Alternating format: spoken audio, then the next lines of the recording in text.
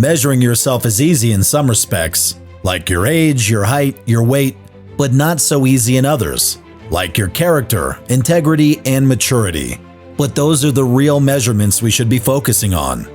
Your quantitative info doesn't define who you are, it's your qualitative info that does. But growth doesn't just happen. It takes intentional accountability on your part. So welcome to the Measuring Post, a place where we can learn and grow together. Hello and welcome to another edition of The Measuring Post. This is Joe Massa, the host of The Measuring Post, a place where we can learn and grow together. Today, I've got a very special guest. He's actually a neighbor of mine who lives across the street. This young man who is sitting to my left, this very handsome young man in the Tom Brady jersey, even though we are not Buccaneers fans in this household, but he likes Tom Brady, that's okay. This is Mr. Jacob Griego. How are you today, sir? I'm doing good. Yeah, thanks for coming on The Measuring Post. It's an honor to be on this podcast. Yeah, thank you for taking the time out of your day to do this with me. And we're going to talk with Jacob today regarding the loss of not only his mom, but also his father. So at a very young age, at 23 now? 24 now. 24 now, okay. So 24. I've known you for almost 10 years now. Yeah. We moved in June of 2015 into this house, and you and all your brothers and sisters were all little guys, and my kids were real little and used to run the street, and it was fun to watch you guys actually pretend to be Tom Brady and play football. And, I never had the privilege of meeting your mother. She was gone before I met you guys and before we moved in here. So what year was it when your mom passed? She passed away in 2007. 2007. And what was the cause of that? Skin cancer. Skin cancer. Okay. Yeah. So obviously you were pretty young back then. And you also come from a very large family. Yeah. Right? So there's like literally a football team of you guys over there. So how many siblings do you have? There's 8 of us total. 8 total. And you're kind of right in the middle of the pack. Yeah. Yeah. So all the girls are older and you have one older brother. Yep. And then younger brother Daniel, who's in the Marines right now. And your youngest brother, Michael. Yep. And you guys are all living across the street still. And who all lives in that house with you now? It's me, Michael, his fiance now. Congratulations. Fiance as of yesterday. Yep. My older sister, Ariana, and then my other sister, Hannah. Okay. And where are the other siblings at? I know your older brother lives. Is he still out of state? No, he moved back last year. Okay, cool. So he lives off of Buckley by the Air Force Base. Oh, nice. Yeah, so not too far off. Yeah. So kind of what's the dynamic now in your household? Obviously, your father passed away 2 years ago now. And he had been battling with some health issues for a while. So give us a little bit of breakdown on that. On like how he looked. Yeah, what was the health struggles he was facing? He had depression, anxiety. He was an alcoholic. It was very hard to deal with it when he isolated himself most of the time in his room by drinking all the time. Mm-hmm. So it was very hard and difficult to deal with that, especially at a young age. Yeah. So did he have complications of liver failure or what was? He did have liver failure like 3 or 4 years ago prior to it. Okay. And then he went to the hospital and then all of a sudden it cleared. I think that because God saved him because of that. Absolutely. Yeah. So, again, passed about 2 years ago. And I remember the day, you told us about that, obviously very heartbreaking, but to that degree, I'm sure that put a lot of stress on you as kind of the oldest brother in the house still at the time. Your oldest brother was gone. A lot of your sisters had moved out. What sort of ways did you cope with that as far as like now you have to take over his responsibility of making sure the mortgage is paid, making sure the house is taken care of, and, sort of helping your brothers finish out high school and some of the things that they had to do. So, what was that experience like as far as how did you cope with that? Just, figuring out where to start. Actually, it was very hard for me to figure out coping mechanisms for that because I guess me and my dad were very close. I used to be his caregiver. I used to take him to his appointments and all that. So I was pretty much his caregiver, like I said. But when he passed, it was very hard for me to deal with it. I was lost. I had no idea what to do because he kind of helped me in a way to help him in a way. So it was very difficult.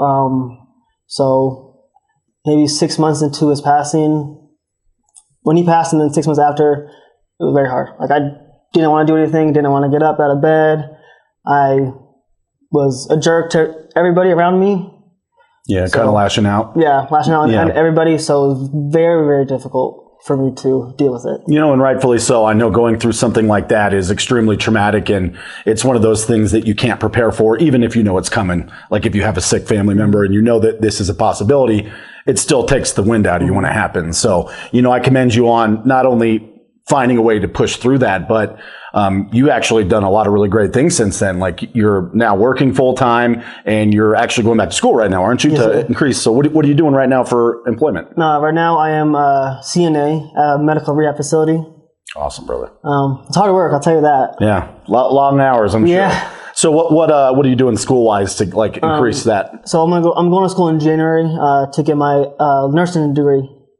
Very cool. And do you have any sort of like area of focus you want to be on, like mental health, or are you focusing on like children? Or I kind of do maybe mainly hospital for now. Yeah. And then work my way up to do traveling nurse. Traveling nurse, yeah. I've known a couple of those, and they can make some bank. But again, it's a lot of hard work, and you definitely have to have kind of tough skin, to do that. And I think losing both parents at such a young age. Obviously, your mother much younger, but that probably does thicken your skin a little bit, as you've seen it happen twice now. So when you're in a hospital setting, you're obviously going to have loss. So, my wife for a while actually worked at Children's Hospital, and she only made about 6 months because she just could not cope with losing, like patients that you grow attached to. Yeah. So it definitely takes a very unique personality and, ability to handle that sort of thing. I love that we've gotten to watch you guys grow up, over the last 10 years, like I said, almost. And, I enjoy when I get knocks on the door and it's you or your brother and you're like, hey man, you got a leaf blower? Or, hey, can I borrow your weed whacker? And it's cool that we've been able to develop that bond as neighbors. And obviously with the passing of your father, we feel a certain obligation to keep an eye on you guys too, because we love your dad, and we love all your brothers and sisters, and we really enjoy that we get to kind of still be like a community with you. So I think it's also important to talk about your community is pretty big. Like I mentioned, having 8 siblings. Yeah. So how has this experience brought you guys together? Is it strengthened your relationship with them, or is it tumultuous, or how do you guys feel in the house? I think it made us stronger as a family, and it made us get along a lot better than before. Yeah, so it's just sort of like a common struggle that kind of reaffirms. I like that. So do you kind of consider yourself like the patriarch of the house now? Is that kind of your role with, without maybe getting the official name tag? Is that kind of what you feel like, the responsible one to take care of everything? A little bit. I know my older sister is still the boss, but I still feel like I'm in charge as well, Yeah, no, trust me. I know I got, a woman running my household too. So we're never quite in charge, but we do what we can. We do what we can. So obviously losing, both parents, and you talked about your dad struggle with like anxiety and depression.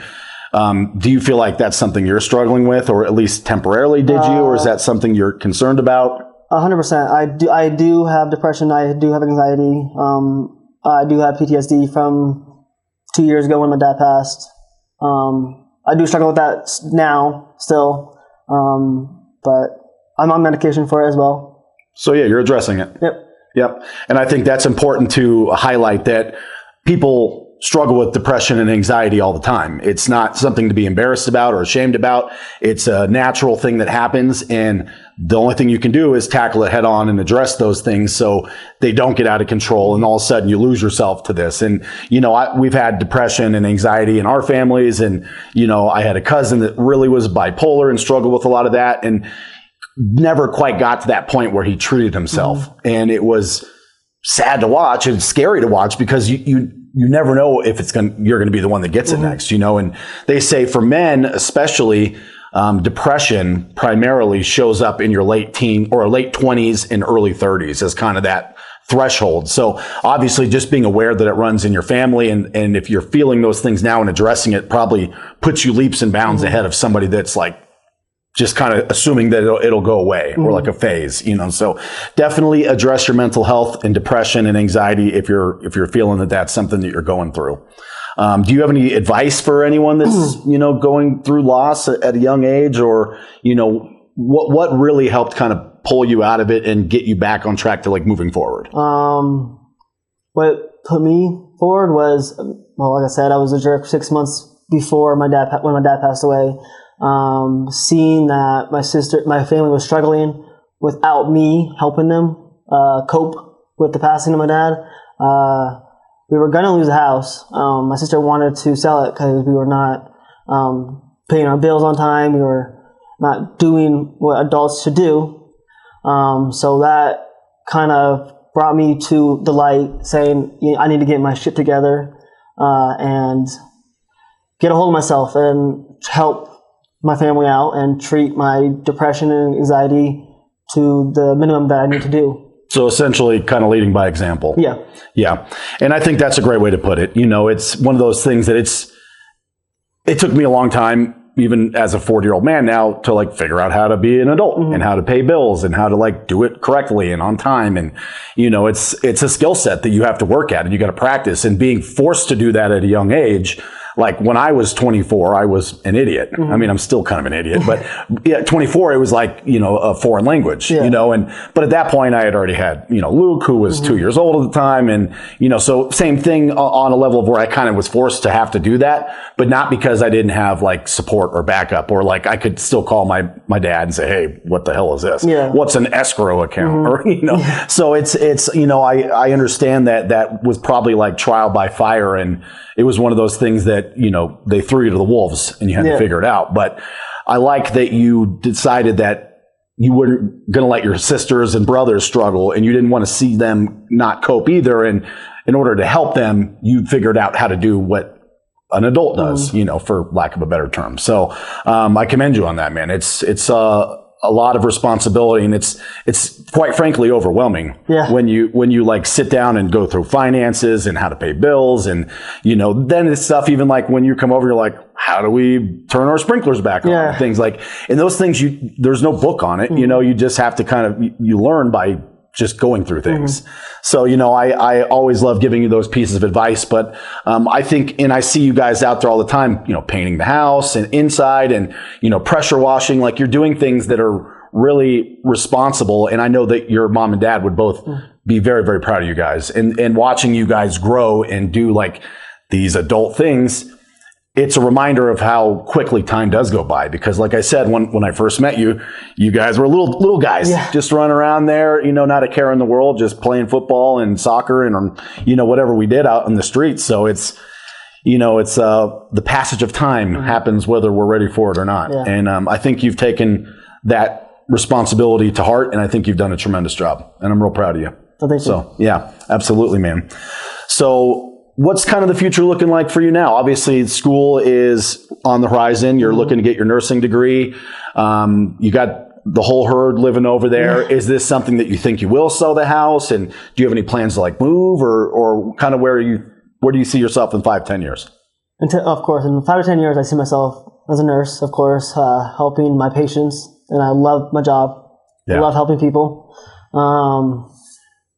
But I still see myself maybe living in the house next door, hopefully raising my family, if not working nonstop like I always do. So if I'm correct on my social media stalking, it looks like you do have a girlfriend. I do have a girlfriend. Okay, yeah, so that wasn't always the case. I mean, you've had a few here and there, but I know Michael's been kind of the longest running one over there with his girlfriend, who's now his fiance. Congrats, Mike. So tell us a little bit about your girlfriend. She's great. She takes care of me like she always does. She's a big inspiration to me. She helps me when I need it or when I'm sad or depressed. Actually, she's going to be an EMT. Oh, okay. So you not only share romantic interests, but also professional ones. Yes, sir. So that's cool. Yeah. And I think that's another thing to highlight, when you are struggling, and if you do have a significant other, or if you are a significant other to someone that is struggling, that support can be tremendous. And it's important to be like a team and it's a partnership. You're a partner with that person. And it's not always, they say, well, like it's got to be 50-50, but that's never the case. Like sometimes you got to give more than 50. It should be 100, and I'm sure you pick her up when she's down and stuff, and that makes for a solid team. But it's nice to have that person that you can be vulnerable with. And, that's certainly been a blessing in my life, being married. Just celebrated 15 years of marriage. So, congrats. Yes, I know. It feels like 100. Don't tell her I said that. Zip. But no, it's great. But it's nice to have that core partner that you can rely on for everything. So I'm excited, and I was excited when I saw I think it was Snapchat or Facebook, one of the two. But you posted like, "This is my new girlfriend," or "We're doing great," and I was like, "Oh man, it makes my little heart happy."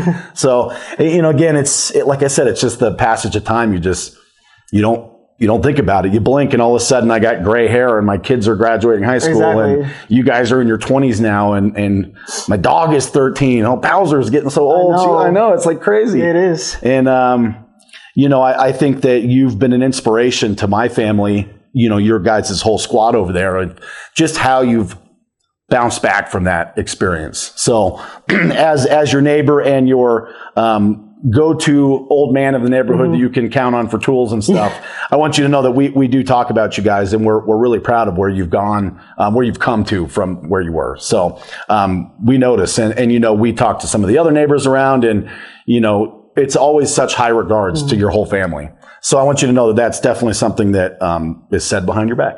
It's all good things. We love you guys. That means a lot. Yeah, and I'm proud of your hard work of getting back to school. I know Michael's finally working now, and Daniel, hoorah, out in the Marines. Hoorah. Yeah, and where is he stationed at? He's in North Carolina, but he went to Mississippi for training. Okay. Yeah, and we just saw him. He was in town a couple weeks ago, or last weekend? Last weekend, yeah. So, Daniel, be safe out there, young man. We're very proud of you, too, and thank you for your service, and all your servicemen and women out there also. We appreciate you guys very much. And I know he's enjoying the military, and it suits him well. Yeah. And he's got this awesome 1970s motorcycle cop mustache now, and that's pretty impressive. Yeah, because I never thought you'd grow a mustache. No. So it's cool to see, and I know that you have had a lot of struggles, but I think you're doing everything right, and I think that your dad and your mom looking down would be very proud of you, and they couldn't do it better themselves. Mm-hmm. So I think they instilled a lot of great values in you guys, and it shows. And with that, just kind of any final thoughts you'd like to share on that experience, or anyone that's going through a loss? Well, if you're out there dealing with depression or anxiety, or if you have any PTSD, you're not alone. There's a lot of support system out there that you could get. You have your family, you have friends. You could legit call a neighbor for help or advice on everything. Like I said, you're not alone. You may feel alone, but in reality, you're not. That's just your mind. That's your mind telling you that you're alone, but you're not. And if you're dealing with a loss at a young age, like I was when I lost my mom when I was 7, and I lost my dad at 22, it's hard. It's very difficult to deal with, especially at a young age and being responsible. But you got this. Yeah, make sure to take care of yourselves and be responsible for your adulthood. And I like also that you're talking about reach out to your network, your community. Find somebody that can talk to you and listen to you. Sometimes just getting it off your chest is huge, and just saying it out loud and letting the tears come. And it's not only necessary, it's important. You have to do those things. And, the grief comes in stages, obviously, and to be able to accept it can take a long time, but it helps when you have someone to really kind of vent with. So, yeah, I think that's a good way to leave that is look into your community. And also, as a member of a community, keep an eye out for people that might be struggling, because you never know what people are going through at home. You never know what people are going through in their daily lives. And if you are blind to that, you might miss an opportunity to help somebody that you care about because you're too focused on what you're doing. And obviously, we got to take care of ourselves, but keep an eye out for your neighbors and your loved ones. And certainly, if you have mental health issues or struggles, address them. I know that that's not always easy. A lot of times when you're struggling with your mental health, you don't feel like you have a problem. It's everyone else around you is the problem. But, trust the people that are close to you and care for you. And, sometimes they see things that you don't. So just always be willing to look in the mirror and say, what can I do to be better for myself too? Exactly. So, and part of that is taking care of your family and taking grief and loss head on. So exactly. yeah. Also, if you're a man out there, you're not weak. If you come forward with depression or anxiety, you're not weak. That means you're strong. So come forward, people, please, because I don't want to lose any brothers or sisters out there. So please come forward. Yeah, and I love the way you put that, because we as men have this sort of machismo about us where it's like no tears, no none of this. We're and so it's this old stoic 1940s men that, not a tear is allowed out of your eyes. And that's just not true. I mean, we have all of the same emotions as anybody, and it's healthy for us to get them out and to not be afraid of that. So I'm glad that you ended with that. That was a cool way to do it. And obviously for all our ladies out there too, please take care of yourself as well. Yes, please. But with that in mind, I think that's a really nice way to end this. And I appreciate you coming on to the Measuring Post and sharing your story. I know it's something that's difficult to talk about, especially because, your dad was only a couple years ago. And obviously time heals all wounds. It never truly does. It just kind of lessens the impact of your thoughts on them. But, losing your mom even in 2007, I'm sure it's still daily thoughts and weekly thoughts of missing her and loving her. And, you sharing that again for not only young people going through loss, but the men in the world and the women in the world. It's an inspiration to others to feel free like they can come forward and share their stories. So use this as an opportunity and a venue to express yourself and get your feelings out there. And it's okay to be vulnerable in a moment, because that just means you're dealing with your emotions in a healthy way and you're growing. So, Jacob, I appreciate you on the Measuring Post, sir. I'm proud of you. And I know your mom and dad are proud of you too. It means a lot. Yep. Thank you.